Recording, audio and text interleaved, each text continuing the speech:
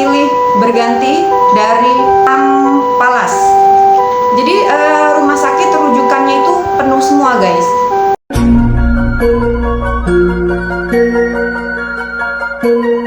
Halo, assalamualaikum warahmatullahi wabarakatuh. Apa kabar warga Selendang Horor? Hari ini aku mau cerita tentang kisah nyata yang ada di Medan.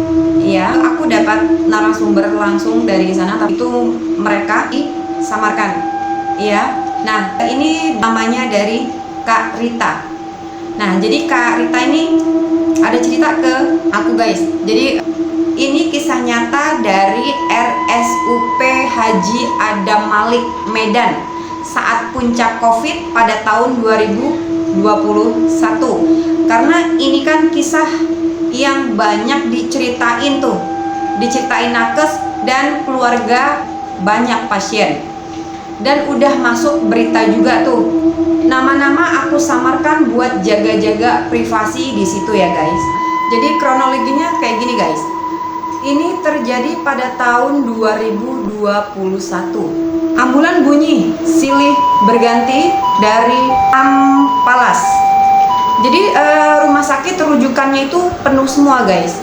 RSUP Haji Adam Malik jadi benteng terakhir katanya. Kalau di sini penuh mau dibawa kemana lagi katanya. Nah, hari itu shift malam jam 6 maghrib ya guys. Nah, kita sebut aja namanya Kak Ulan. Kak Ulan ini perawat di IGD.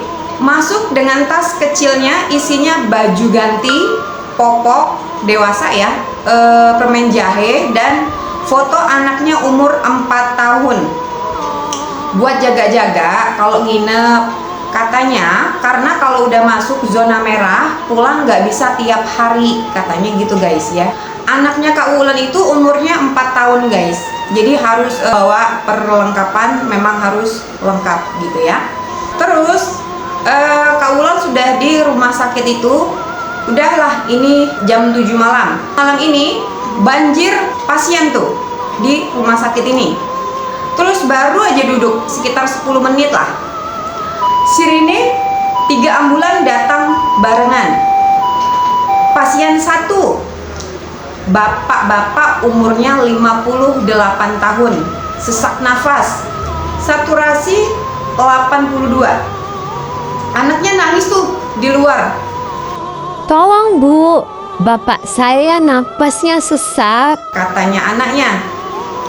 Terus ada lagi tuh pasien kedua, ibu hamil umur 8 bulan, kena COVID plus preeklamsia.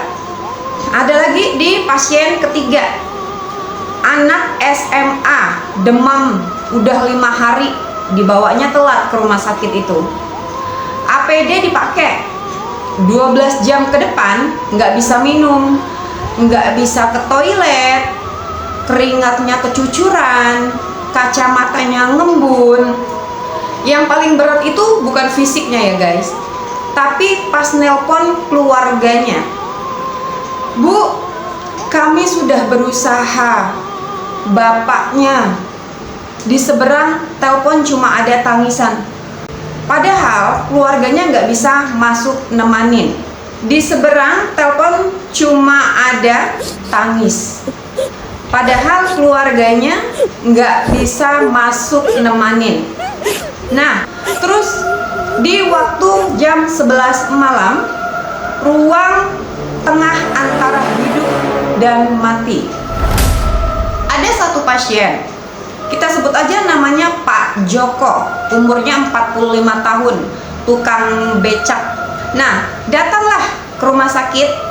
Oksigennya tuh tabung dari rumah ke rumah sakit itu, karena memang sudah parah sakitnya di rumahnya. Terus tuh tabung oksigennya udah habis guys. Dia pegang tangan Kak Wulan. Nak, aku masih mau lihat anakku wisuda, kata Bapak Joko. Kak Rina cuma bisa jawab, bapak kuat ya, tarik napasnya dulu, kata Kak Wulan. Terus alat monitor bunyi terus tuh. Dokter jaga lari sana, lari sini. Satu ventilator rebutan 2 pasien.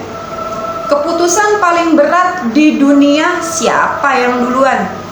Nah, malam itu ada 2 pasien yang pergi dalam 1 jam. Nggak ada keluarga yang bacain Yasin dan doa. Ya kamilah nakesnya yang bacain Yasin ke beliau, kata Kak Wulan. Terus ada lagi di jam 3 malam, Secercah Harapan. Tengah malam paling sepi, tapi bukan sepi tenang, sepi capek karena pasien hari ini betul-betul padat. Tiba-tiba ada kabar baik, ibu hamil tadi, bayinya lahir dengan selamat dengan cara sesar darurat. Bayi negatif, kemenangannya kecil. Jam 4 subuh, bayi negatif. Ibunya masuk ICU tapi stabil. Semua tim tepuk tangan. Itu kemenangan kecil. Jam 4 subuh, ada kurir lah datang, bawa 50 kotak nasi plus air mineral. Dari siapa? Katanya salah satu dokter di situ. Terus katanya kurir itu bilang dari pasien yang 2 bulan lalu sembuh di sini. Beliau bilang titip buat pejuang. Nasi itu rasanya beda karena ada doa di dalamnya. Terus sampailah jam 6 pagi. Shift selesai, shift malamnya. Terus matahari naik, ya guys. Medan mulai macet lagi tuh. Kak Wulan pulang, buka HP. Ada 40 chat WhatsApp dari keluarga. Hati-hati ya nak, udah makan belum? Katanya dari keluarga Kak Wulan. Dia mandi tuh, semprot disinfektan, baru peluk foto anaknya. 1 tahun kemudian Pak Joko nggak selamat, tapi anaknya datang ke RS bawa ijazah.